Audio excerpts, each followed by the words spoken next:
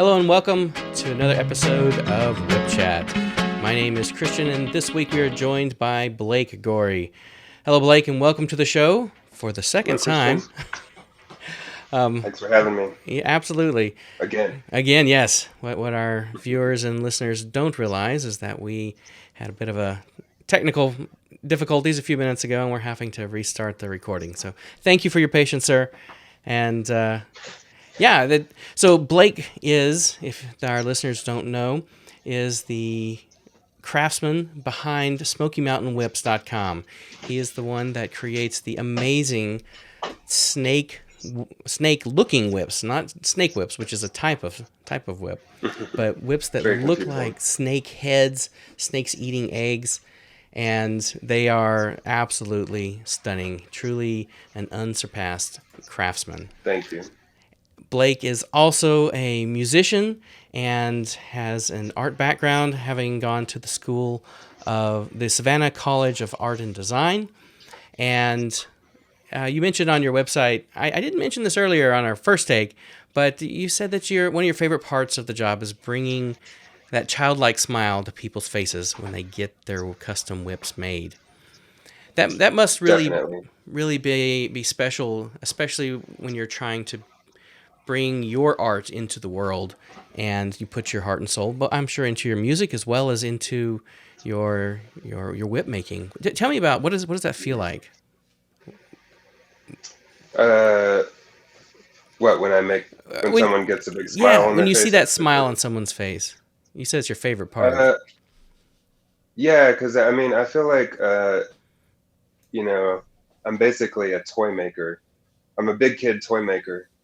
And I make, for little kids too. Not many little kids order, very expensive kangaroo leather whips these days. Although a lot of them do have a lot more money than I did when I was a kid. Right. But,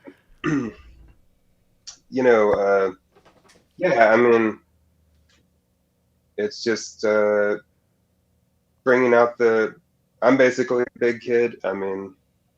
Bringing out the childlike joy, right. And people are like, it's not a toy, it's a tool, I'm a man. If you're talking to TSA, it's definitely a tool. So. But when they get a whip and they're that little childish, enthusiasm, it's like you can't deny it. But anyways, I guess I had a customer that was he's a farmer, a cowhand.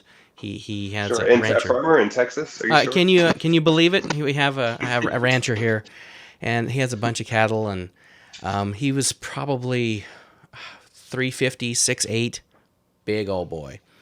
And he came over. Everything's bigger in Texas. He certainly applies, and he picked up one of the whips, and we went out in the yard, and he was trying some out, and I swear he screamed like a little girl the first time he cracked it. He was so excited. Yeah, it made it all. Really. So you got to deliver it to him in person. Yeah, he actually came here to the shop and he saw all the stuff in person. Awesome. Yeah, that happens sometimes with me. Sometimes local people will come and pick up their whips. Usually the first time, if I don't know them, I'll meet them at yeah. Look right by the police department. Right. But, you never know these days. Can't be too careful. Very true. So every now and then I get to hand deliver one, and you get to actually see that. Rarely do people. I really wish people would make the unboxing videos. I love the unboxing videos, but you rarely it's a lot of times on Etsy they'll leave a review and have a picture of it after it, it's unboxed and stuff. But for anybody who's watching, make those unboxing videos because it helps us and we love it. Right. Yeah. So if you're listening to this, that's certainly something to do. And I guess as a whip maker too, when I buy them from other people, I should do the same thing. I'm so excited. I opened it on the front porch. Actually, yeah. I should do that too.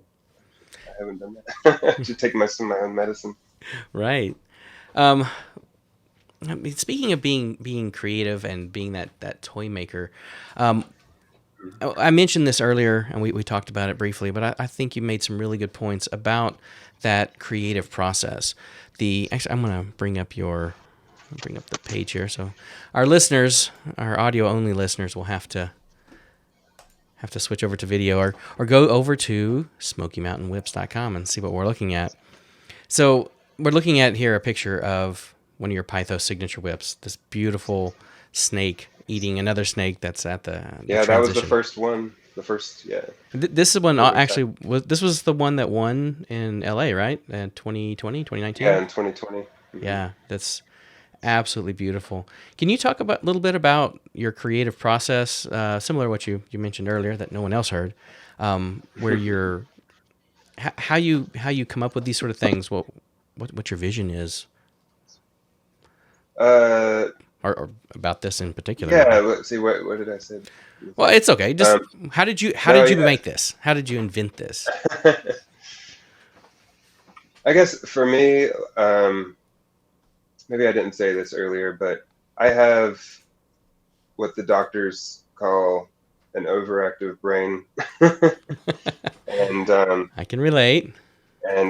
I have to go to a therapist and stuff and take medication for it. But I don't sleep very much, and I think way too much. And when I get an idea in my head where I'm like,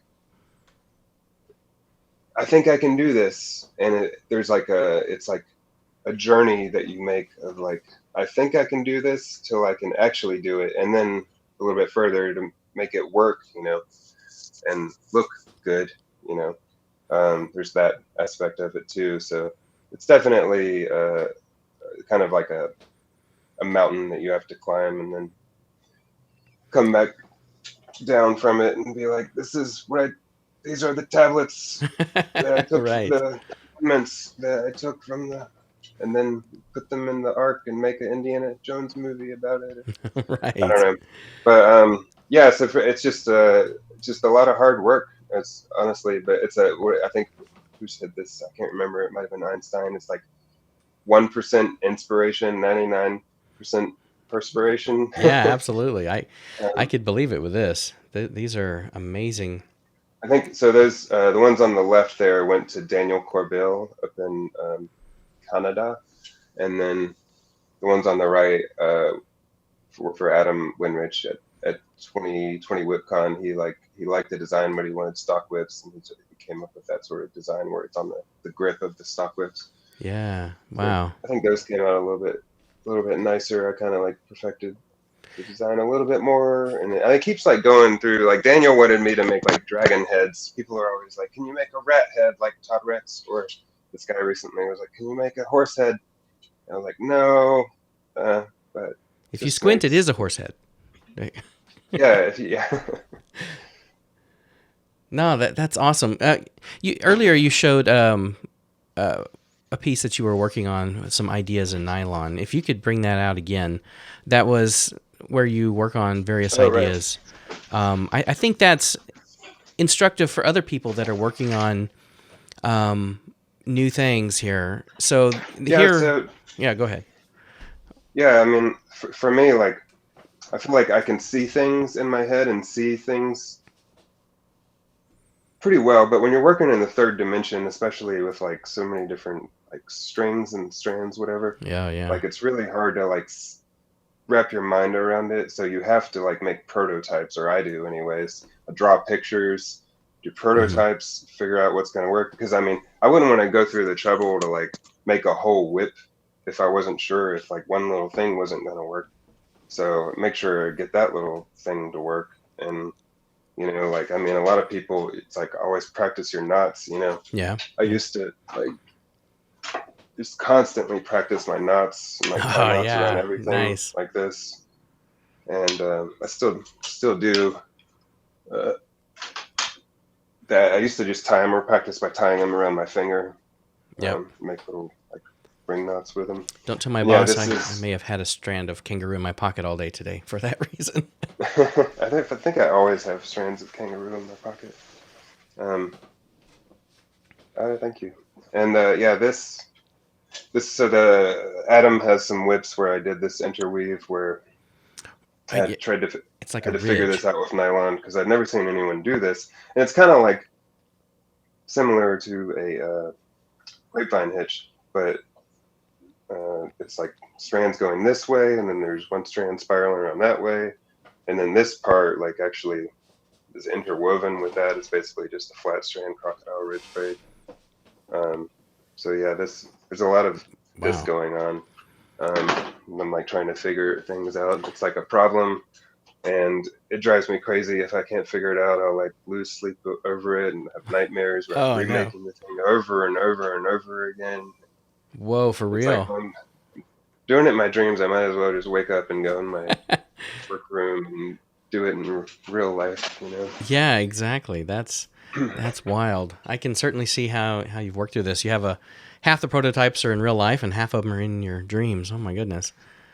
Uh, did it take you a long time to work through some of these designs? Uh, yeah, I mean, I've had a lot of ones that just didn't work too. I probably have like at least 20 different designs for the snake head Mhm. of different ways that it can work. And I feel like I want to make it look more real and more like a real looking snake head. And I can do that, but the problem is it's not very functional. Like I don't know if I can Oh, trust it. I want to make sure that it's gonna, right on the transition area on a whip, that's a very integral area of the whip. You want right. that area to be. So I want to make sure that it's solid and it's not going to go anywhere. Because like if that messes up, that whip is totaled pretty much. I mean, you'd have to completely take it apart and like put the whole thing back together again, like Humpty Dumpty. But I so see yeah. on one though you did a black and white one here. Actually, I'm going to switch back to this. I ask you about it. Um, whoops. Do Oh this yeah, one. that was one of the early ones. So that's So, one of the ones where I was like, yeah. well, it's not. It's just like a beauty coat. It's just like it doesn't even need to be there. That's my snake, Thomas. Oh Um, yeah. and so it's kind of like I haven't done too many like that because I really feel like I don't know. It doesn't look as good. But you can't really see what's going on there. But there is a more under over like diamond pattern on the head part. I And thought. a lot of people ask for that, but it really just doesn't work as good as the other. So that first one, or that red and black, like Oh young yeah, that indie looks like looking the one. indie almost. The young Yeah, that indie. was the first one I made, and I didn't. So that went. It was like a prize that I sent to Peter Gamble in England for some sort of juggling and whip festival they had or competition. And so that was a prize for one of the winners. And so that was the first time I ever did it on a whip, and I actually like glued the head onto the handle. Oh, So, okay. but I really did. I was like, I don't really don't like to use glue as like a main, Hmm. maybe a reinforcement, but not like a main holding method. So Right. yeah, so I developed like I Oh, tried to here we figure it go. out, This shows the overs and like unders. did like things, and that's one of the ones where there's more under over and that it looks cool, but I can't like braid it too tight. So and you want it really tight right there on the transition. Yeah. So so I'm still like doing like trying different things, and I have plans to do something a little bit more crazy. I don't want to talk about it too much Oh because yeah. it's Surprise us. gotta save. Yeah. I asked you earlier also about what you do as far as your education, and you mentioned some of the rawhide work that you had seen online. Um, Mhm. do you feel like that's inspired you quite a bit as well? That there's some amazing stuff there, really tiny Oh stuff. yeah, yeah, definitely. Yeah, I wish I could do some of that stuff. Maybe someday, and I've done a little bit of like just rawhide knotting, and let's see, Hmm. I don't know if I have anything around playing it. Oh yeah, um, so there's a little bird nest. Oh This is yeah. just like rawhide trimmings, and then this is a little Oh yeah. Actually, hang on. I'm braided gonna make it bigger. rawhide egg Wow, there. that's impressive. Um, My goodness. Yeah, that took way too much time Wow. of untying it and retying it and then starting all over again. And then That's all one so strand? uh, Or I think so. wow, I, that's I think there might have been. I don't remember honestly. There might have been some interweaves that I had to do, but I think it's one long strand. It was a very, very long strand, if I recall. that's Like so cool. it might have been like 20 feet long or something. Are there some skills Yeah. that you're wanting to, like, you've identified that you're trying to learn, that you're wanting to develop in specifically here? The raw hiding. Well, rawhide or whip making in general, or just any category. But yeah, let's talk about the Uh, rawhide. skills. Well, I'm actually it's kind of exciting to me. Um, I ordered some paracord for the first time in a very long time, Yeah. and I'm going to be making some performance hybrid whips because I realized like I don't have like my customer base. I don't have hardly any performers Hmm. ordering Right. whips from me because most of them have gone to synthetics these days. And so yeah, I have plans to do a performance hybrid whip that has the Pythos like snake head on the end. So I'm gonna try it out. Like with your hitch and all your different unique Hmm. things. Yeah. Yeah, I That. figured out like how to do that, and I think I can make it work. I got some carbon fiber rods, and I think I like the way the carbon fiber looks a little bit better than the CPVC. Um, Yeah. but I feel like it's kind of light. But so that yeah, there's that. I'm getting back into nylon because well, I don't know. I do like making the really fancy stuff, but I have to save them for like, I can't do those all the time. I have to kind of break it up, and I don't make a whole lot of money off the really fancy whips. I make more money off the cheaper whips because they're easier to make, and you know, could follow a formula and just, 3 foot snake whip, make one in like 4 hours. But Nice. Nice. That's a uh, pretty fast turnaround. and that's you just off stuff like that. Unfortunately, you just end up making more money off of it. If I work on like a set of stock whips that are pretty fancy, it might end up taking me like 2 weeks or at least or probably 10 days. I don't know, depending on how fancy they are and stuff. But I mean, um, that might be a couple thousand yeah, dollars, right? Or are we talking? I don't. I mean, I uh, guess it depends on.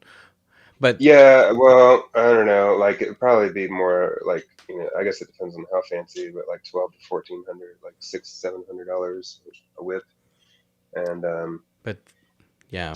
for something that takes you like 2 weeks, you figure cost of materials and taxes, Uncle Sam, and everything. Right. Yeah. So it's you're making less than $500 a week about Yeah. that Your hourly those rate there is fancy. probably not very good either. So I could yeah, certainly see. so I mean it's a love of the labor. We don't really do this for the money. I mean, Right. it's not it's I'm. not it's not like that. I Because was I knew talking. that from the very beginning, so I knew what I was getting into. Yeah. Yeah. I think most whip makers would. They do understand that. I was talking to Chris Wright this week as well. His podcast is Hmm. coming soon as well. I'm getting it edited now, but we Can't talked wait. quite a bit about the business side of things and how they're trying Hmm. to figure out the how to do that. Um, do you feel like Yeah. that is a struggle to balance the like your hourly rate and being able to eat versus being able to make beautiful art? Starving artists for sure. Yeah, definitely. And it's also, just having all the materials that you need to have on hand and keeping them in stock and keeping the leather in stock. Like I just placed a leather order and it just like broke my bank completely, pretty much. And Ouch. so now I just have like it's like whatever. It's always like, oh, I can make more stuff and make more money. So it's not that super big of a deal. But I'm the type of person I prefer like a more simple like bohemian lifestyle, and I have a pretty low cost of living, so it ends up working out for me, and it beats working in the service industry where like you work so much and it takes up so much of your energy that you don't Yeah. have any energy to like do anything fun when you get off, and so it's just worked in the service industry for a long time, and sure I had hobbies, but I feel like I never like really work on anything, you know, enough to like get really really good at it when I was doing that, because it's just when you're not working, you just kind of want to chill or party, But so working in the service industry. It's kind of like it's really hard to get out of in a way, So Right. people just end up doing it their whole lives because it's really hard to find the time to like get good at something or go back to school and learn it, something else. Like for me, like I went to school for illustration, which basically Hmm. became obsolete while I was going to school, Oh no. and Due to digital art, you mean, or? uh, no, I don't like computers all that much. I'm more of like a hands-on kind of person. I was like, actually drawing things and stuff. But That's what you um, mean by it was when obsolete, is that it shifted into the digital realm? yeah, exactly. Yeah, and plus people don't read books anymore. So, you know, yeah, I mean, books with pictures though. If more, that's what I was thinking is we need more books with pictures, and maybe people will read more. But the only people who read illustrated books are kids. So there's a market for Yeah. that, for child's, for children's books. I mean, the graphic But I mean, novels are pretty popular too, if you're the right author. yeah, it's a graphic. That's a whole nother field. That's a field in itself. It's, um, yeah, yeah. There definitely is, but even that has become pretty much almost all computerized at this point. Like it's all A like, lot of it, yeah. um, I mean, not all of it, but the computers do like most of the hard work. Um, Yeah. but yeah, so I don't know. I guess I just decided that I didn't want to be an artist anymore, or try to be an artist anymore. Um, I don't know. and From the looks of so these whips, I'd say you yeah, still are. well, thank you. I try to kind of like make them as artistic as possible. But it's still something like it's like something that you can hold, and it's not like a piece of art where it's like it stays on a wall, and Yeah. oh, I look at it every now and then. But with a whip, it's like something that, it's like got a life of its own, or I say that it comes to life in the hand of its user. So I that's like what I like that. to I say. like that a lot. Do you ever have any desire to, I mean, if there was an industry or a market for it, to write a book or illustrate a book or something like that? Do you have that in the back of your mind? Oh my God, it's so much hard work. I started writing a book about my how to do the things that I do. Oh, wow. Everyone's always asking me, tell me how to do the snake head, and I'm like, I'm writing a book and you have to buy it. But it's so much hard work, and I just uh, maybe one day. But for now, I kind of just decided that I kind of like being the only person doing it. But I really want to teach people how to do it because I have seen people doing it, and a lot of times it looks pretty good, but sometimes it doesn't look so good. And I'd really like prefer if they're gonna do it, um, for them to do it well, Right, right. the right way. I know that your heel knots have always been an inspiration for me. It's what I put a lot of work into trying to figure out how to close up a knot on the bottom. Hmm. So thank you for that inspiration. Oh That yeah. mine are not anywhere near as fancy You as mean yours. on the handle, Yeah, on the handle. Just the like the foundation peeks out a little bit? Is right. that? So instead of, let me see, I have one here. Actually, it was the same one that Adam had in one of his videos. Let me switch to full screen. So here's a stock whip handle that I made, and just make it close around the end. Oh yeah.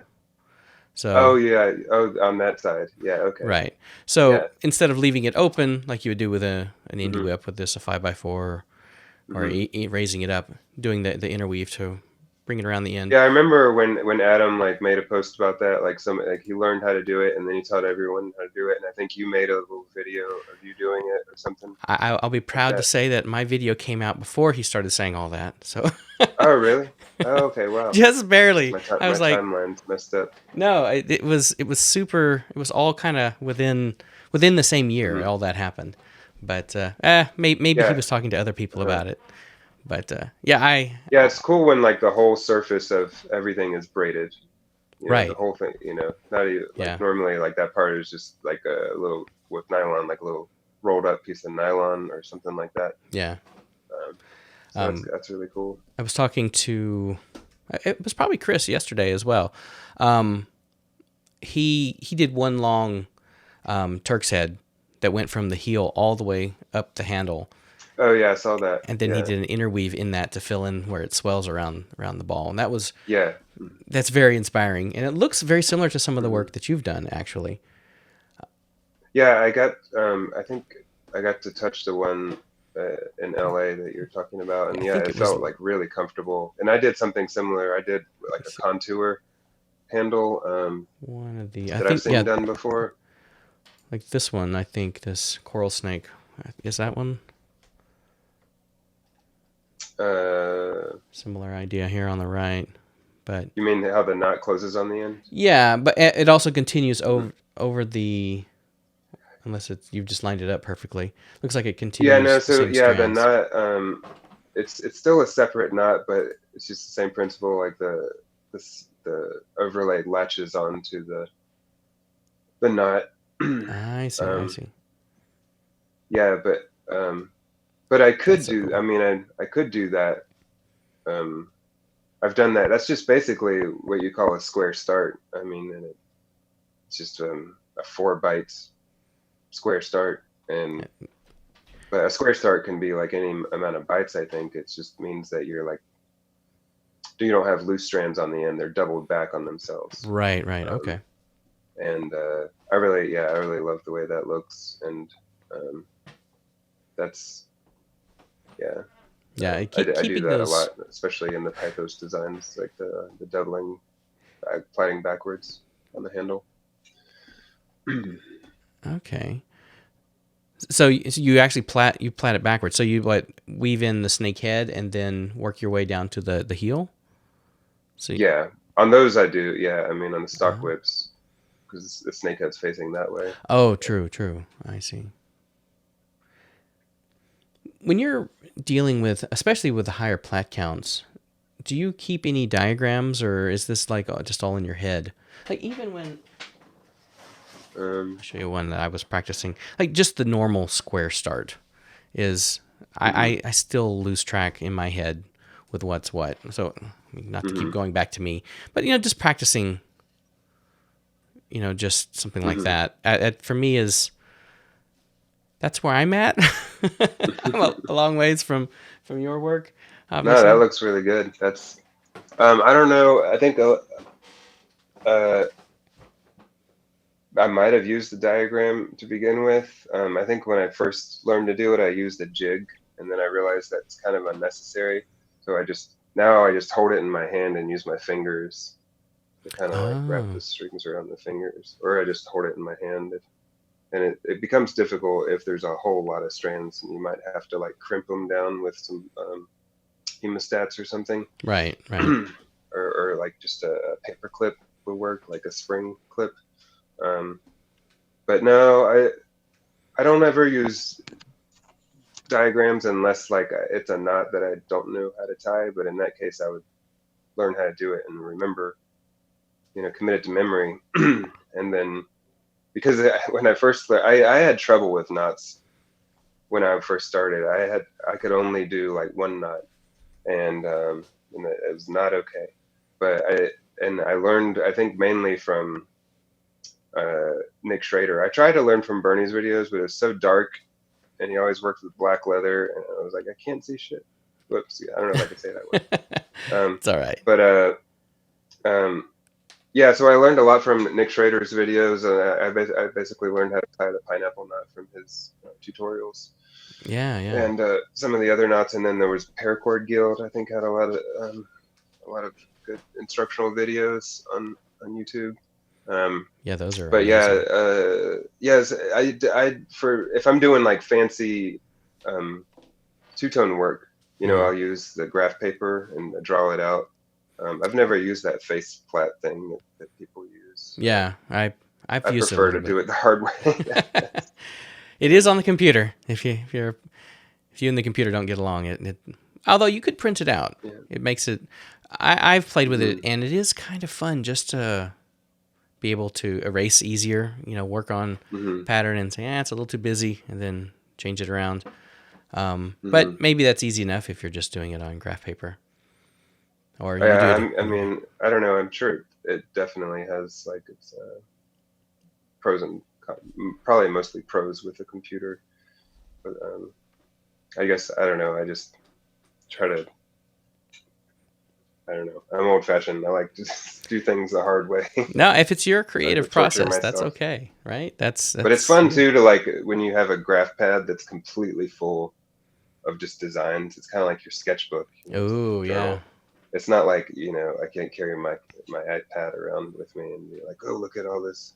So I mean, not that I go around and show everyone my graph pad, but But you it's should. just kind of I have like stacks and stacks of graph pads, like these design. Most of them I haven't even done because like I no one hardly ever orders like like really fancy plotting from me. So and when they do, I'm like, ooh, I get to use this design that I came up with Oh, 5 years nice. ago.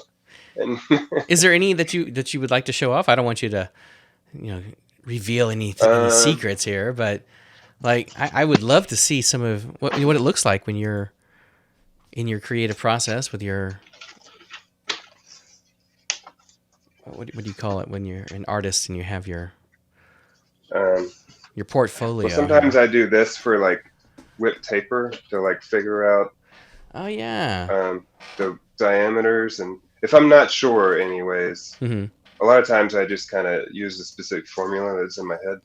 But sometimes, I'm like, I'm not sure. And sometimes I'll get everything up to like the last belly and bolster, and then it's not right, and I have to start over. I have like a whole Tupperware bin full of whips that I haven't finished because I just at some point was like, oh, these are crap.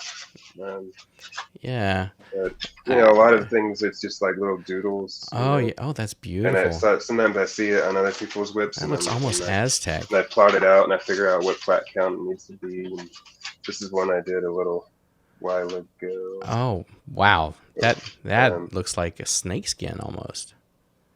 yeah, that's one of my favorite Yeah. motifs to do. Is kind of like the snake scale sort of Right. Right. patterns. That's what I did on that 2020 whip for the WhipCon. Um, yeah, I think that was. Let's Oh yeah. see And where there's I've plot my unders and overs. right. That's um, awesome. I love it. and then here's another variation on that, kind of like hearts. Oh yeah. Uh, Valentine's Day is coming up, um, people. yeah, gotta get those hearts while we can. Um, yeah, so I mean, you can see if I can find.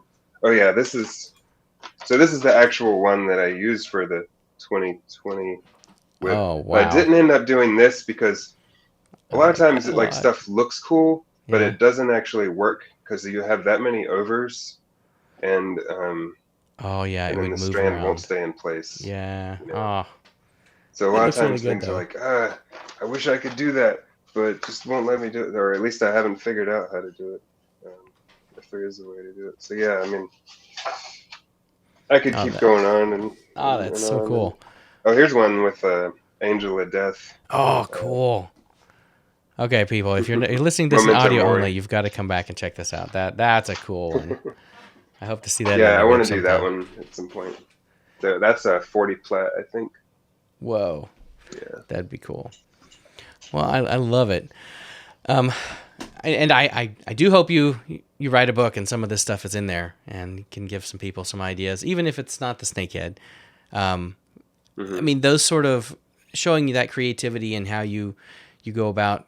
I think that's really valuable for the creative process for other people as well, and seeing how you found a way that really works for you, And if other people don't like face plat, then get your piece of paper out and sketch it out. And I like one thing you mentioned just offhandedly is you worked out a design and then you figured out how many plat it needs to be.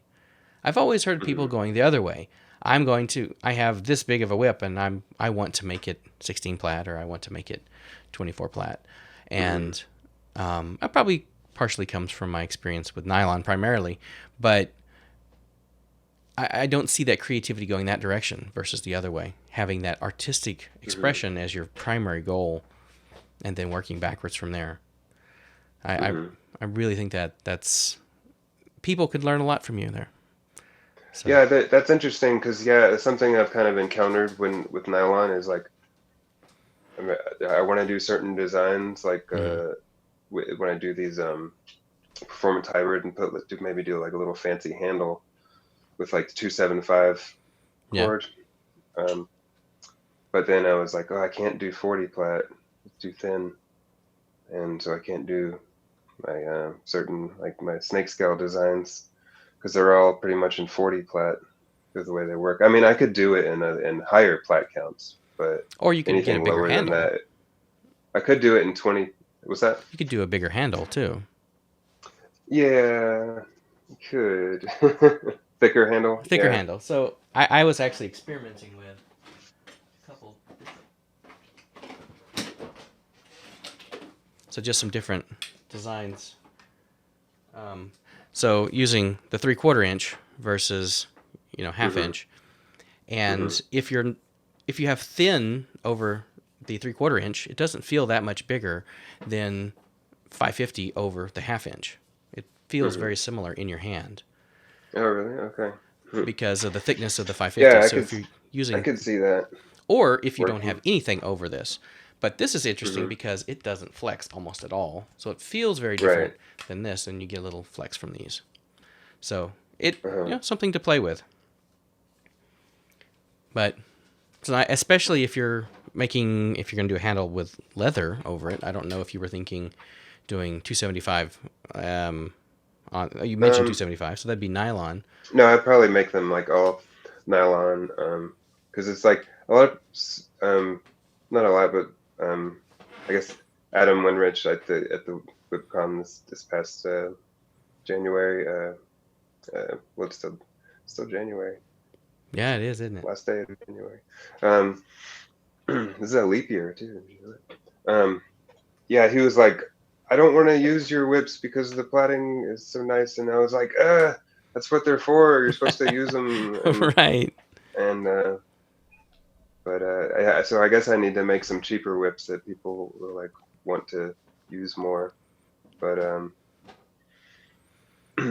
yeah, so I don't know. I would just like to be able to like cover all the bases, but I haven't made nylon whips in such a very, very long time. And I guess when I first learned, there was no Nick Schrader and there was no Bernie. There was nothing. And the only thing that there was on AOL was this Instructables, Instructables. Oh, yes. There was an Instructables write-up about it with some pictures, and it was for a dog sled whip made from paracord. Oh, okay. And it was just like a bunch of, it's like ball chain and center with like a few bellies, maybe 3 bellies, I think, and it worked pretty good, and for all intents and purposes. But that definitely wasn't as advanced as the Nick Schrader's build and the advancements that he made on the design, especially like with the bullwhip. Like that was for a snake whip. With nylon bullwhips, there's a little bit more that goes into the build. Yeah, absolutely. And I mean, keeps dialing it in too over the years. But his first one is significantly better than the Instructables. I just looked it up. The first nylon whip that I made was from Instructables as well, and it is pretty awful. I was just gonna let me see if I can. No, I'm sure it's great. Oh no, that's way better than mine looked. So this is from Instructables, but yeah, they show they don't use a Turk's head, and like even the well done version here, it's got these weird kinks and stuff in it. And I think this is the one. Yeah, they use rope. I think they had electrical tape bellies on this one. Oh, duct tape on this one. Duct tape. Yeah. So I my first whip I made, it's still hanging on the wall, but it will basically not Hmm. uncoil at this point over the course of the last few years. But no, I respect that. It's a good place to start. There was a lot of information here. Do you want to see my first kangaroo Absolutely. whip? I don't Yeah. have my first. Yeah, mine's hanging up on the wall too. But I don't have my first nylon whip. I don't know what happened to that. Um, I don't even have like the first 10, maybe even 20 nylon whips that I made. I think I just ended up like giving them to friends. So here it is, my first kangaroo whip, Whoa, look at that. um, That 8 flat. So I made this off wow. of the build described in Ron Edwards' How to Make Whips, where Okay. there's like basically triangular piece of leather forms a shot bag. I actually went and bought shotgun shells and emptied them, and then there's like Wow. strands that come off the end that form somewhat of a belly that goes under here, and then just an overlay on top of that.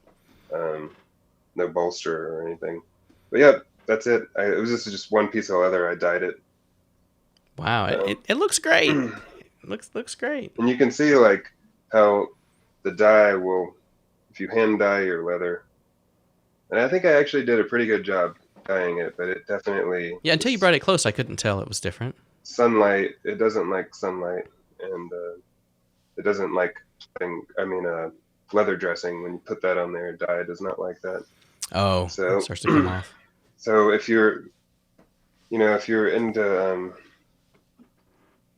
if you're getting into making kangaroo whips, I strongly recommend not hand dyeing because dyeing you can dye leather, sure, but for something that's being used all the time and being handled and touched, I have a whip that was very well hand dyed, and it still rubs off. But Oh yeah. You have a leather dressing that you sell, right? That you've developed. yeah, I've been working on that today in a little bit, and Actually. I came up. I got this new machine. It's a printer, but it's a vinyl cutter. Have you heard of those? Like the They like Cricut cut machines or stickers out. something? Like Or what? Cricut or one of Yeah, those? that's Yeah. it. Yeah, Cricut. Mm-hmm. Um, so yeah, what I'm planning to do. This is pretty exciting because people always ask me for engraved ferrules, and there's only one person that I know that makes engraved ferrules, and that's Jackson Buckles. Right. And but it's kind of expensive. Not that much. Not really. Not that expensive, and considering how amazing they are. But people ask me for those a lot, and sometimes they have pretty strange, things that they want written on them. So I wouldn't ask Jackson to do that usually. Um, so I'm gonna use this machine. It prints out a little vinyl thing, stick it on there, and then I can use this. What you do is you like take a 9-volt battery and connect the Oh yeah, positive like an to it, and then you take electrolysis. some salt water, put it on a Yeah. Q-tip, and connect the negative end, and then rub it. And I actually did that for the first time To etch it. Yeah. today, and I got it to work. I got a little Look at etched that. triangle on this nickel silver. That looks So yeah, great. I'm gonna start doing that on the ferrules and the conchos, just to kind of like kick it up a notch and give. Hey, if you want this personalization, I can do that for you. $50, 100, Right. however much. That Yeah, this that's is the snake oil that I make.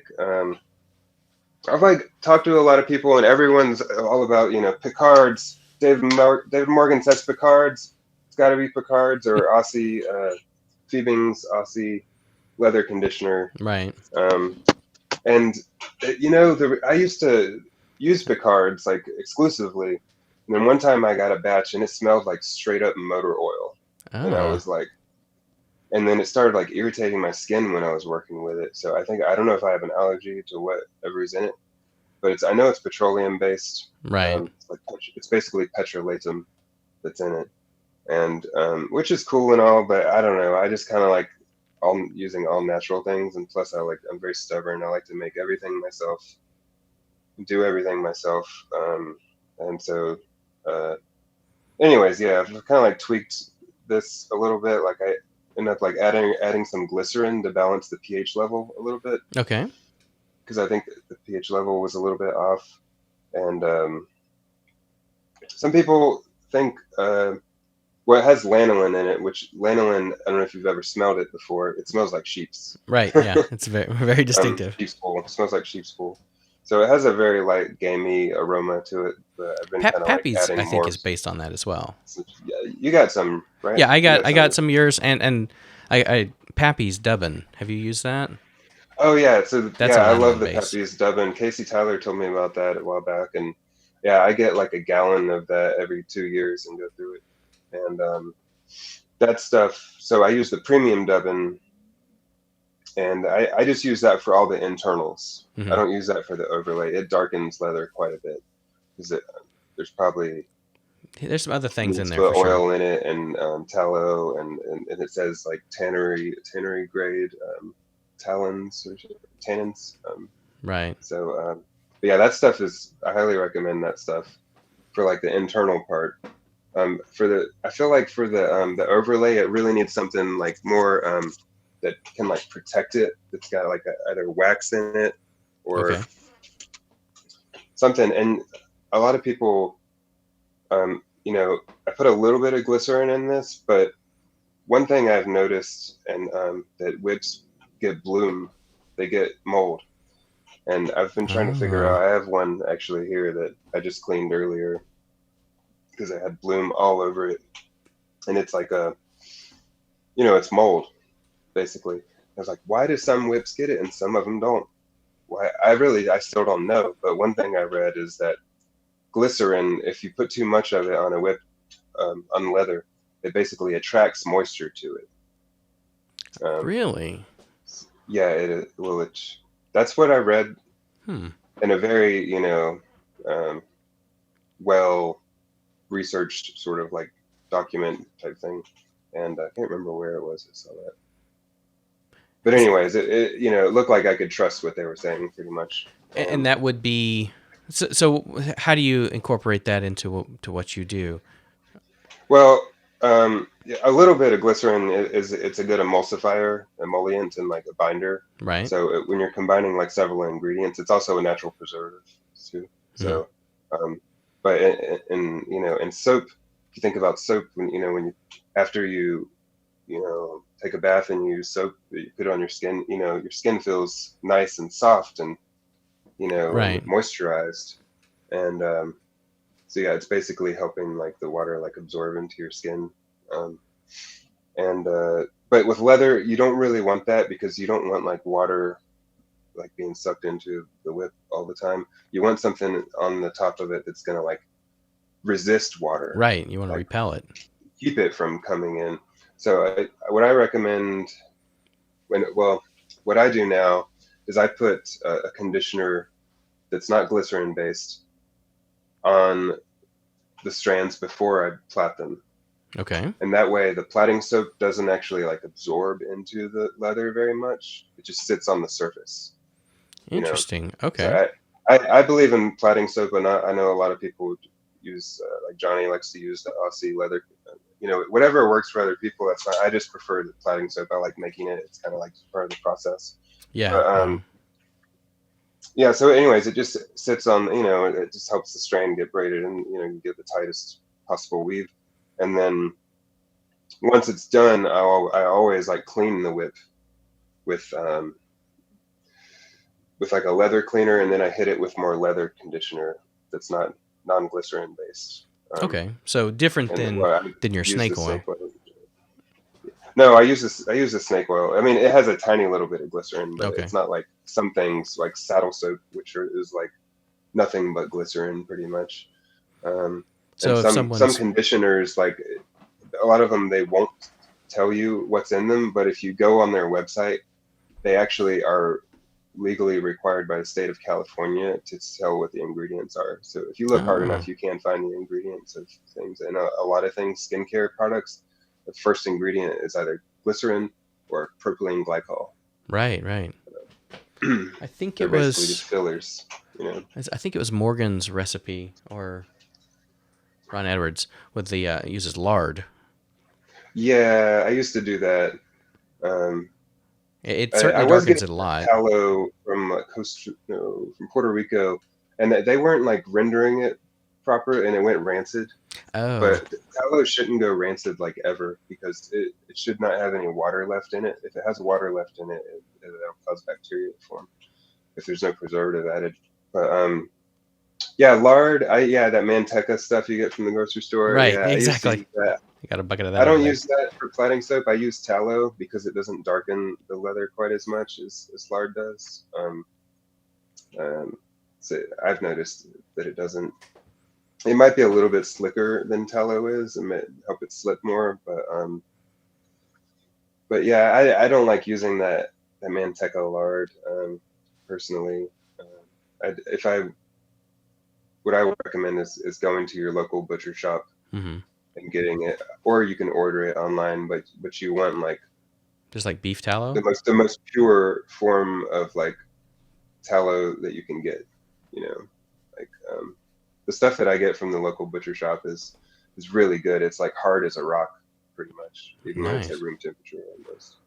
So Oh yeah, I'll have to that's check that out. I've that's one of the things I've struggled with. Is it just it darkens it a lot, and then it doesn't seem to absorb the way I feel like it should when I'm watching other people and videos and all do theirs. the plating soap. The plaiting soap, yeah, it doesn't look like it. Yeah, that's why I would really recommend like conditioning it. Like I usually use Bic 4 because the leather just soaks it up. The leather is like really thirsty at first, and it wants to Right. drink up whatever you put on it. So you want to put like a good conditioner on it, um, and then that will prevent it from soaking up all that leather dressing. I don't know. This is just where I'm at right now with it. Like I And know, that's what I'm asking. I and, mean, and the you make a reason great and whip. another reason, like I've seen like a lot of whips that have tons of fat put in them, or the plaiting soap, they get like oxidation, like salt crystals all around them eventually. Yeah, I've Um, seen a few pictures of that happening. it just like comes out from the center. I think Jacko whips. I've seen that a lot on this one that I have. It did it a little bit. Um, I don't know what he used, but it was probably just like fat of some sort. Maybe I'm not sure what he put on the inside. Wow. But so yeah, I want to keep that from happening, and also like I want the finish to look really really good. And in order, like if you have a bunch of plaiting soap on your leather, like the I think that the shellac, it kind of resists the shellac a little bit, I can see that. It needs to soak in and just a then tiny bit. it's in like the crevices. You can see it in the crevices and the seams, and Right. Do you ever so like go yeah. back with a toothbrush before you shellac it to make sure you get any chunky Um, stuff out of Not it? a toothbrush, just like a soft cloth. I Okay. clean it, wipe it with a soft cloth, let it dry, and then if it looks good, um, you know, put the shellac on. But yeah, I definitely want to make sure it looks like nice and clean Right. before the shellac goes on, because it's really annoying when you spend all this time like making this thing, and then the final step gets messed up. Yeah, The very exactly. final step. Do you have any Um, stories where that's happened to where you? Definitely, yeah. I've struggled a lot with the shellac, and for a long time I didn't do it. And then I use the spray like the Zissner Hmm. stuff you get from the hardware store, and then I started making my own, and I got okay at it. But I noticed like it came off like really easily, especially on the tip Oh, and the handle areas when I made it myself. And I talked with like Adam Winrich like recommended I talk to Franco Zuccali, so I talked to Franco Zuccali, who, if people don't know, is the you know the godfather of the whipmaker silk. And on Facebook, yeah, um, oh, what's that? yeah. Yeah, the Whipmaker Facebook Soak group. on Facebook, yeah, yeah. Yeah, the Facebook group. Um, and he's like really good at doing the finish, and he taught me a lot. So I have to give credit to him. Um, but yeah, when you see a whip that has like really really good finish on it, it's like just looks like a mirror, like glass, like Yeah. just like I'm just like, oh my God, it's definitely Right. like the final step is, I don't know, it really just like adds like a beauty and shine to it. It really does. It really does. Have you ever had like, I don't know, dust land on it, or like find a fly stuck in your shellac and Cat have to cat hair. hair? Oh yeah. Yeah, I have a This one serious includes part cat of hair Beatrix. problem in this house. Yeah, so yeah, after each like layer of shellac goes on, I have to like, wipe it with a cloth, get out, any types of like lint or hair or something that got stuck on it. Huh. Really. Very cool. Would you say there's anything like, I don't know? I mean, this year you made such a beautiful stock whip from the competition. Is there anything that you feel like that you've accomplished, that you've overcome? Some, I mean, these problems have been over the course of the last 9, 10 years. You've been working on leather whips. Is there anything like Hmm. really recently you feel like you've had this aha moment where you've overcome a particular problem? Um, you mean like Like just I was just thinking generically in the whole process, but each piece, it's as we're making whips, I mean, there's so many details we're doing, and we find ways to work around them. I was just wondering if there's anything that stood out that you've changed how you're doing it, because and maybe the snake oil is one of those solutions you've recently accomplished. yeah, I mean, things are constantly changing. I'm like constantly trying to perfect things. I don't feel like I ever um am gonna be happy with the whip that I make. Like I feel like it's Right. always gonna to be better. Um, but yeah, no, with that stock whip, like I don't make a whole lot of stock whips. I don't get orders for them for, people don't order them from me a whole lot. So I love making them. I'd like to make more. And one of the hardest thing I think with stock whips is getting a dang keeper to look good, and Yeah. and so I feel like with that stock whip, that I feel like that was like the best looking keeper I've ever made. I feel like it was a smidge too big, but like I I use the crisp bar method, and this is a crisp bar whip, and you can see the keeper is Oh just yeah. Oh, that's totally gorgeous. immaculate. Like looks Wow. perfect. Perfectly nestled And the in way I there. really love the way he does it. So yeah, I did it the way that he does it, and so I was pretty happy with that. um, and see, yeah, and then with that whip, I did something that I don't normally do. That I did this. Well, I didn't make this whip; someone else did. But I did this sort of contour thing Oh yeah, that's that right. The swell. That that I'd whip never done was. that before. What's that? Yeah. Go ahead. You said you'd never done that before. I've never done that before, so it was kind of a guessing game. I used like calipers and tried to figure out exactly how they did it, and I showed it to Adam, and he was like, "Yeah, that's not quite right." I Oh know I yeah. can always trust Adam to Tell you how it give is. me the give me the hard truth.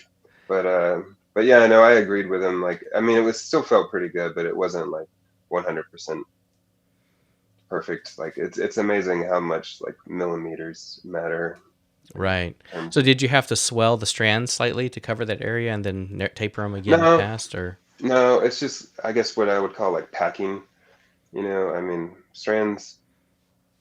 It, you could have like really thin strands and have the angle be like Right. this on your plaiting. No, you just keep pushing them up. They'll still like fit together. And I don't know, Right. like I. Um, but yeah, if it was a very very intense swell, yeah, you'd probably have to do like a pineapple interweave or something to Hmm. like how maybe Christopher Wright did his. Like when you have if you did it like did your herringbone like over a heel knot like that amount of swell, you would probably need to add an interweave Right. into it. I'd imagine so. Or Yeah, do some sort of crazy tapering and swelling on the strand widths. I don't yeah, I know if that probably would. wouldn't want to do that. That'd be too quick of a taper. But Yeah. it could be done though. I don't think I've ever seen that done. Wow. there's so many different options that you can do when you're making a whip.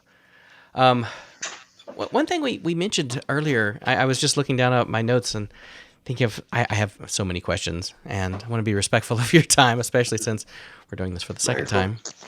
time. Yeah, you mentioned about, so we were talking about the business aspect of this and being creative and how much time it takes on some of these really special whips. Like this one that you're talking about for the WhipCon, that was a for a customer, correct? Or originally was going to Yeah, be.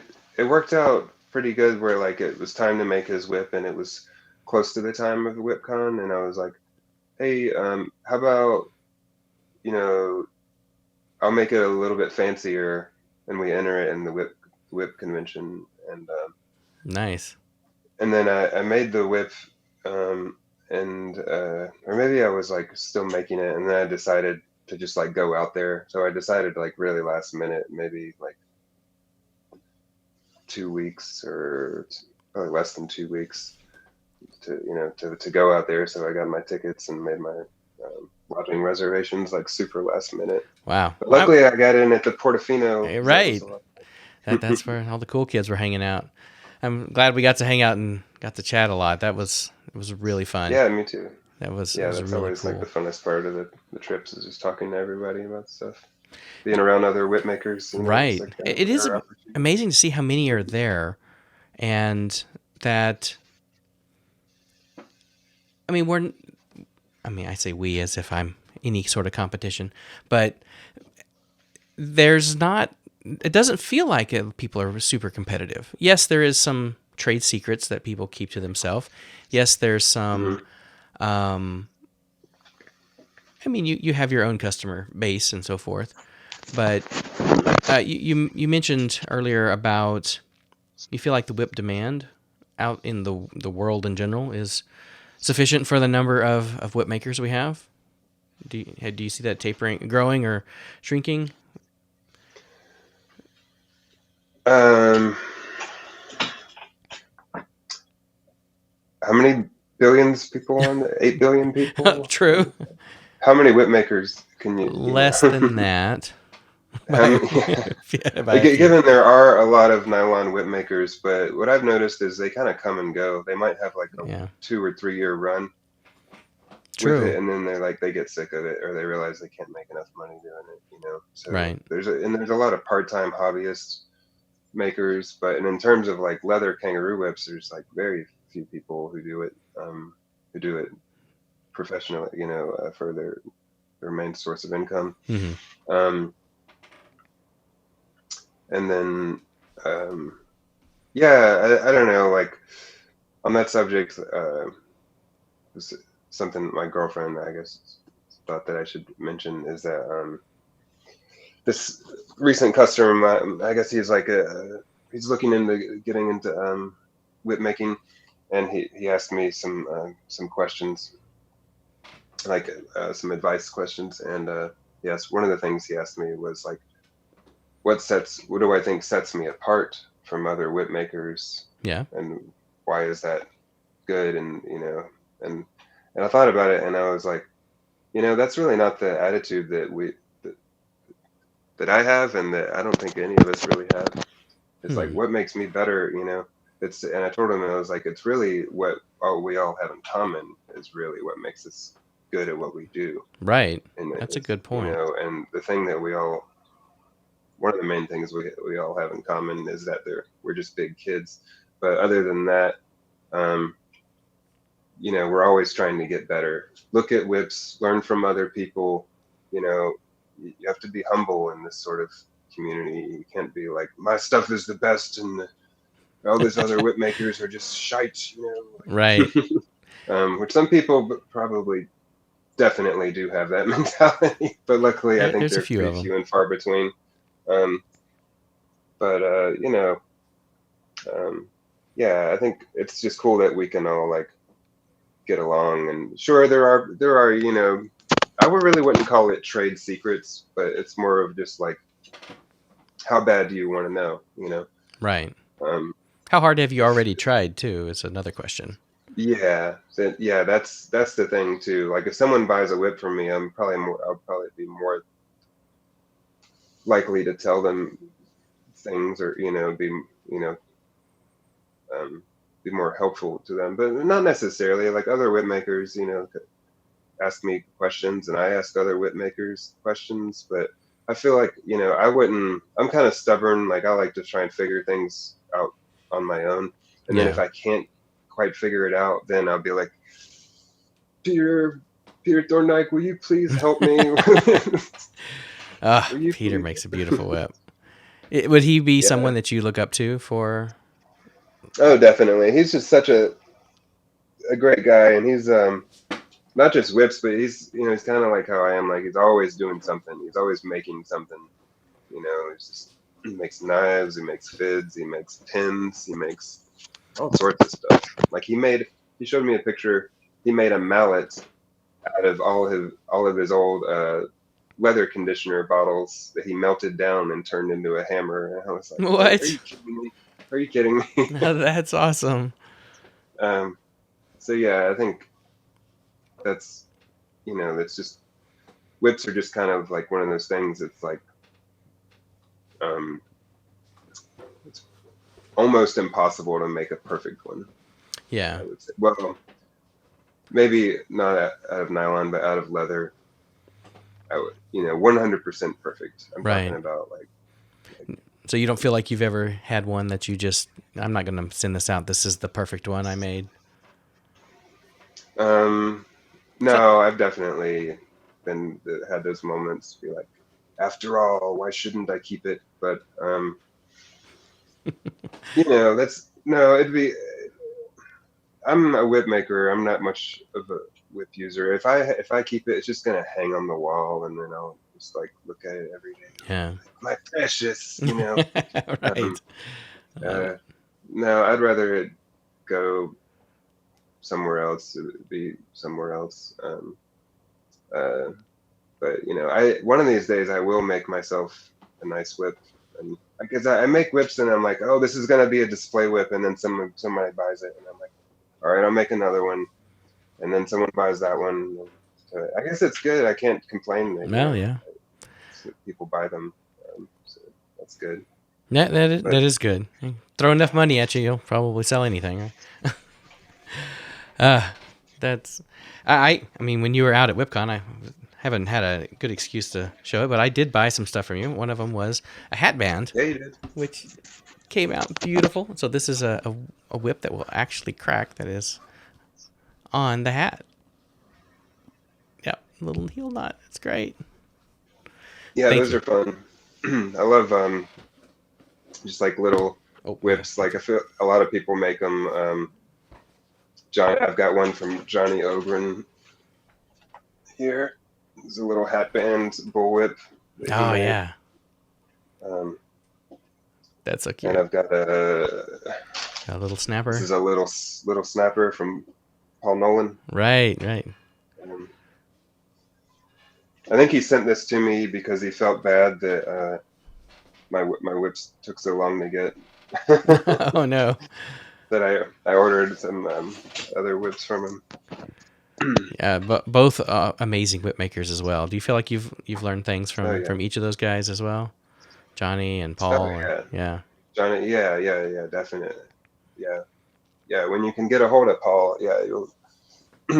um, he's definitely got so much experience hmm under his belt. Um, he's gonna be on Johnny, the show I think. eventually too. Oh, he is. Yeah, oh yeah. I've been talking to him. He's Nice. been under the weather, but he'll be on soon. Okay. Yeah, I'll be looking forward to that. Yeah, me and Johnny talk a lot. We're kind of like I think we started making or getting serious anyways about making whips about the same time, I think. Um, and yeah, you can definitely see like our progression, and you know we definitely talk a lot about different techniques and different stuff, Yeah. and the whip. I really like the like I didn't know about the whip maker's hook, and Adam and I posted something on my Instagram. It was like just a drawing of the different types of like tapers you can do on a whip, and I gave them like each name. Like one was like needle, one was the lance, so on and so on. And Adam, I guess he liked it, and he was like, "Can I put it on this whip group?" And I was like, "What? There's a whip group? I don't know about." And so I got on there, and that was really nice. cool. I was like, I think he made a video, a just YouTube video on that as well. I'm pretty sure on Adam's YouTube there's one about the shapes of whips, and it's labeled lance and needle and so forth.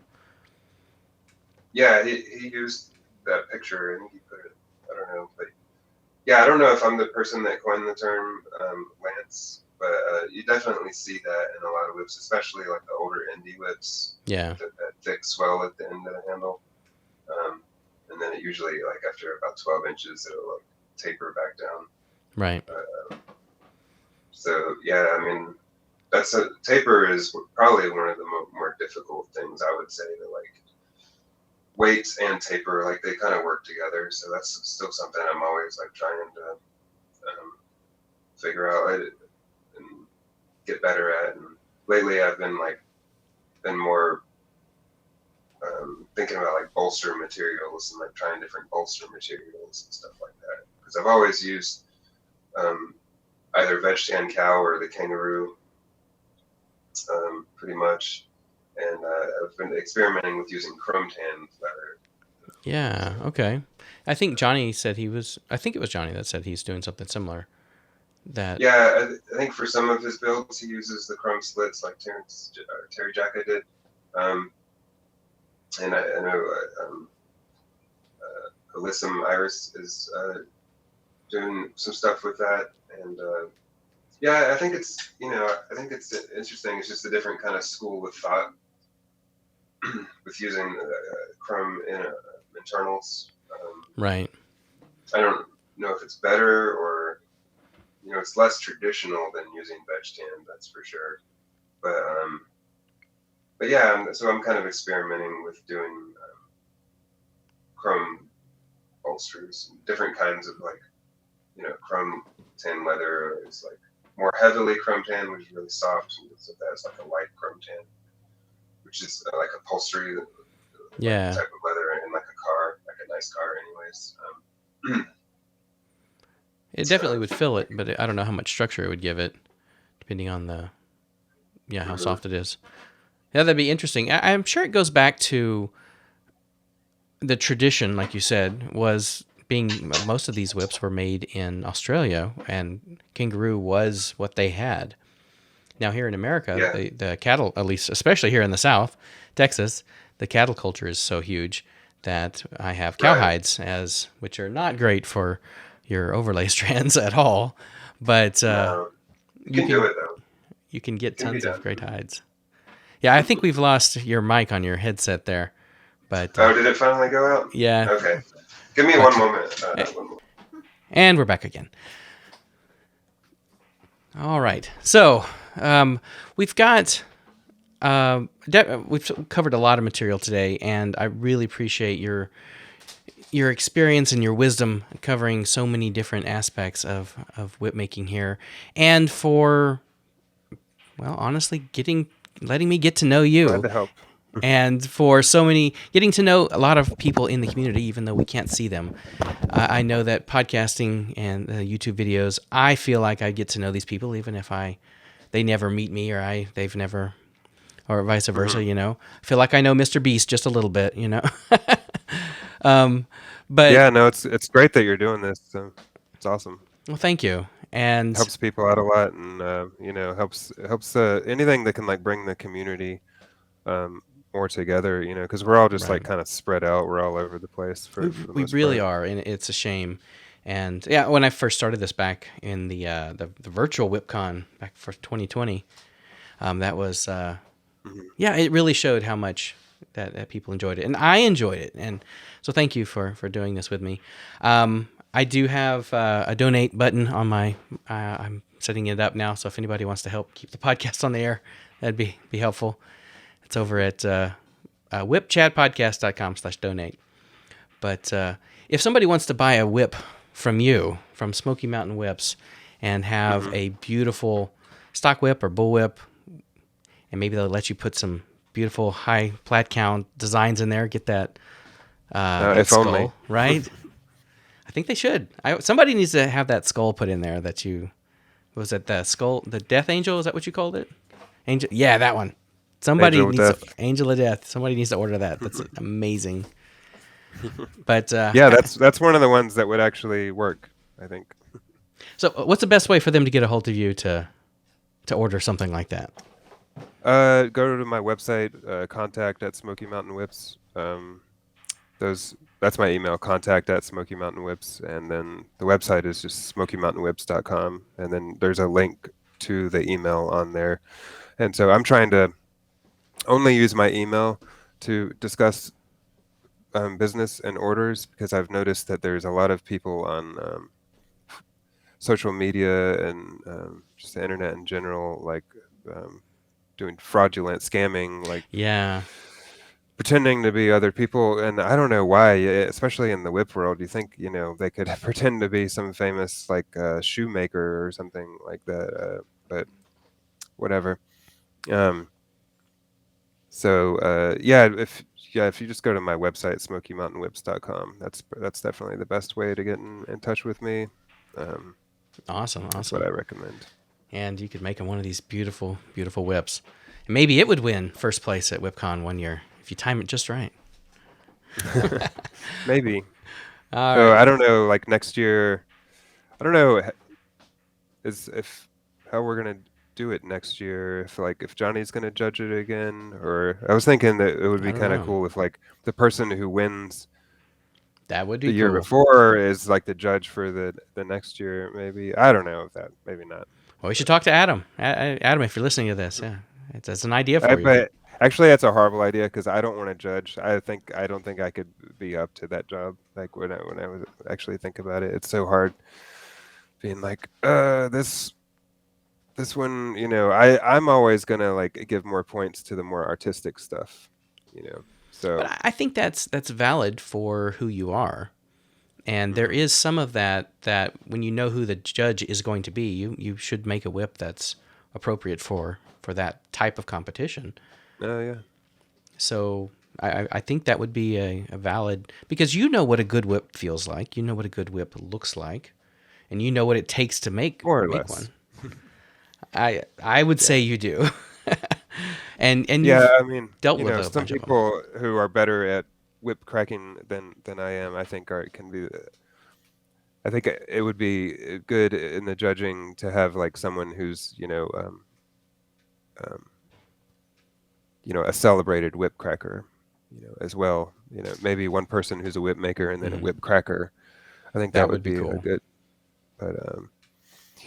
But yeah, if I'm not sure about if they work good or not, I just send them to Adam Winrich, and he tells me if they work good or not, if there needs to be improvements.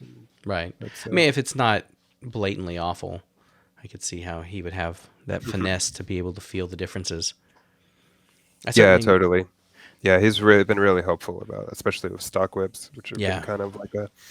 Yeah, there were several interesting new designs, variations on designs.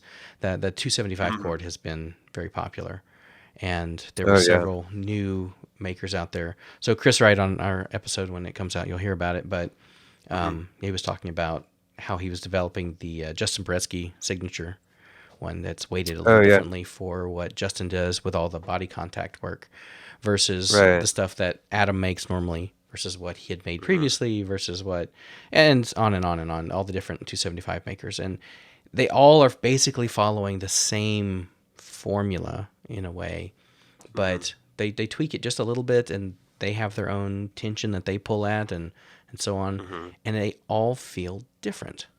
So yeah, it's not that now I'm making 275 and there's a competitor and I don't need to buy it from anyone else. No, it's just a different model. It's the Christian Pasenzik model versus the Blake Gorey model, and they both feel differently, even if we tried our best to make them identical. Luckily, whip crackers obsess about whips just as much, if not more, than whip makers. So Yeah. they keep coming back again and again. They're still chasing that perfect whip too. Yep. I think a video by Ben Hughes said that some Australian crackers have whips just for certain tricks. Oh yeah, I've heard that. But yeah, I'm gonna eventually, Yeah, when I get around to scheduling them, I'd like to start getting some of those Australian crackers on the show and yeah, that would be cool. talking to them on seeing that side of it. That certainly would be all new to me. Yeah, totally. Yeah, Ben Hughes is very knowledgeable about all that stuff, and all those guys over there are like Yeah. Richard Taubman, Tony Nugent, Chris Barr, Peter Thorndike, Russell Scholes, and Yep. that's just like to name a few. Those are like the main ones that like I'm friends with. But Well, awesome. I might be asking and for an introduction for some of those. Yeah, I've yeah, got totally. yeah. Yeah, that'd be cool if you could get some of the Australians to get um, their take on because it's like the land down under. It's completely different from that. It's such an integral part of the culture down Yeah. there. At least I don't know. That's the way I see it. And um, uh, well, I think it kind of goes with more of like horsemanship culture, which is Right. really big in Australia is horsemanship. Um, and out in Texas, there's still people. The Texas kind of whip thing. It's more of like herding cattle. Right. So It's a like farm tool. It really is. yeah, like the 10-foot bull whip is popular out in Texas for herding cattle. Down in Florida, you got the Florida cow whip. Right. Um, stock whips. It's kind of hard to get Americans in stock whips. Uh, I've but then, probably sold as many performance hybrids though, because people didn't want the stock mm, whip. I don't know if I've sold any stock whips to Texas cattle people, but they mhm. will buy a performance hybrid. Really, Yeah. okay. It's kind of more like a cow whip. Yeah, Right. Right. Similar to what Dakota makes. Dakota would yeah. much for. I think that um, I haven't done a whole lot of horseback riding. I like grew up on a farm in South Carolina. We didn't really have horses, but people who uh, rented our barn like used they had horses and um, so I know a little bit about horses, but in my opinion, like a stock whip is much better for using on a horse than a bull whip. Something you need something with a longer handle, Yeah. and Exactly. it can easily just wrap around your neck and stuff. So there's definitely that man from Snowy River. There's definitely like a it's like an art form for sure. Um, and yeah, it's just we have Indiana Jones. They have Man from Snowy River. Right. So Well, different that's thing. awesome. And I really do hope somebody orders one of these whips from you that and gets that design in there. And how cool Me would it too. be? Have you had anybody from Australia order any of your style whip or order any whips from you at all? I guess, but do you have Australians as customers? Uh, Yeah. yeah, I've had a couple people from over there order like some really short whips. Okay. Different kind of whip. I don't remember who it was. It's nothing. No one I really knew. I have talked to shoot, what's his name? James Scott. Does that ring a bell? James Scott is Sounds familiar. Yeah. a big whip enthusiast. I think that's his name, and he collects a lot of stock whips, and I think he might help Russell Scholes with his business and selling the whips and stuff. Hmm. But I know he like buys, sells, collects whips, and he was interested in getting some from me, and to see like how they work in comparison. I know, yeah, the Australians definitely are. I don't think that they're allowed to use synthetics when they compete in those. I'm not sure. I think some of the competitions are different, but I think some of them you're only allowed to use like kangaroo whips because that's just it's part of I the know culture. some of them are for sure. In Adam's workshop about Australian whip cracking, he said he just made a blanket statement that it has to be kangaroo leather. But Yeah, I'm that's what sure I there's lots thought. of different ones. But I don't know if some of them if you can use those red hide stock whips that but I'm pretty sure it has to be kangaroo leather. But anyways, like so they definitely are a lot more picky about like how the whip works and stuff. Mm-hmm. You know, so it seems like for certain time there'll be like this person is the popular whip maker for the championship whips or whip cracking, and I think maybe Russell Scholes might be one of the top ones for that at the moment. But for a while it was like Janine Fraser Right. and so the build method that I use for my stock whips, unless they're super fancy, almost always use the Janine Fraser build that Adam Winrich taught me, because I feel like it works better, and it's more similar to how you would build a nylon stock whip. Okay. At least I think. I haven't made a nylon stock whip actually, so Nick has a great video on that, and actually there's yeah, a I couple watched different it. ones. Mm-hmm. Yeah, I just haven't gotten around to it. It's like one of those things. But yeah, since I'm getting some paracord in, maybe I should give it a shot. I think if I were going to make them, I would definitely use the 275 cord. Probably be closer to what you're used to doing, I would think. Yeah. I feel like, I don't know, the ones that I've seen, I just really like the way the 275 cord feels. But yeah, the Janine Fraser whips, I have a set, and they work very well, and they're not very like complexly made either. It's a pretty simple build. It's just all about like the weight, thickness, taper, you know. Right. Which a lot goes into those 3 words, but yeah. That's true. Each one is a broad category for sure. It certainly is, and we should have an additional episode down the road. We can just like focus in on that. I do want to do some more. I did what was it called? Whip Makers Roundtable a few years ago, with Evan Fava and Peter Thorndike and a few people like that. I don't know if I saw that. Johnny was on there and Nick Schrader was on there.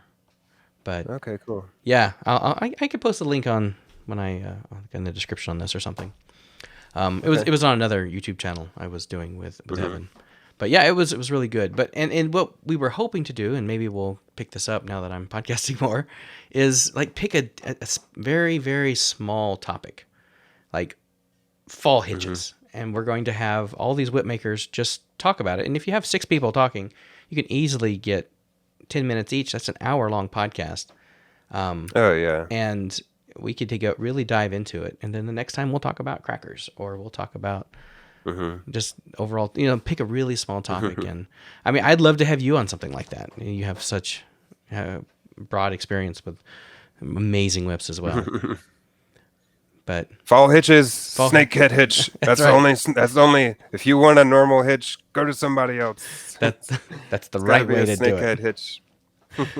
Exactly right. And I think that is where we should end the show right there. The snakehead hitch. If you want a snakehead hitch, you got to go to Blake. Blake, thank you so much. That's how it all started for me. It was the snakehead hitch, probably. Is that right? Got a snake whip, and it had off eBay. And it was a snake whip, and it had a snakehead hitch on it, and I was like, "That's the coolest thing ever." But yeah, anyways. All right, so I love it, man. We starting in, it's just like an Ouroboros. Absolutely, it really is, and I could talk to you all night, and I do want to be respectful of your time. I've enjoyed this, but yeah, we'll have to do this again, and I look forward to it. So thank you, and thank you everybody else for listening. And if you have any questions, you can post it in the comments on this video, or send us a message, or order a whip from Blake. That's what you need to do. Yes. Please All do. right. Have a good night. All right, you too, Christian. Thank you. Hey, thank you so much for watching this episode of the WhipChat podcast. And I'd like to thank Blake Gorey especially for being on the show, and for sharing so much of his journey and so many tips and tricks, and just how he makes such an amazing whip. And once again, congratulations on your first place win out at WhipCon this year. If you, the watcher, the viewer, the listener, would like to help support this show, it would be much appreciated. It goes a long ways to keeping new podcast episodes coming. whether you get them on YouTube or you listen to them over on your podcast catcher through audio. So the way you can help us is, or way you can help me keep the show going, is going to whipchatpodcast.com/donate. That's whipchatpodcast.com/donate. And I have a PayPal donate button. And anything you can do to help would be, well, a big help. And help us keep the show on the road and keep it going. Thank you again. Thank you, Blake. And with that, everyone, keep cracking.